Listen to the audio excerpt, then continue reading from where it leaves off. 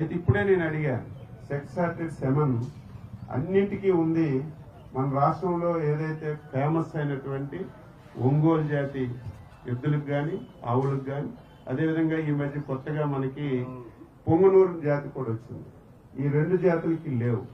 దీని మీద కూడా రాష్ట్ర ప్రభుత్వం దృష్టి పెట్టి కుప్పంలో ఒక ఎక్స్పెరిమెంట్ చేసి దీని మీద మనం సక్సెస్ అయ్యాం. అయితే మిగతా దగ్గరలో ఏదైతే మేల్ యానిమల్ ఉందో దాన్ని చంపేస్తున్నారు టెస్టింగ్ చేసి.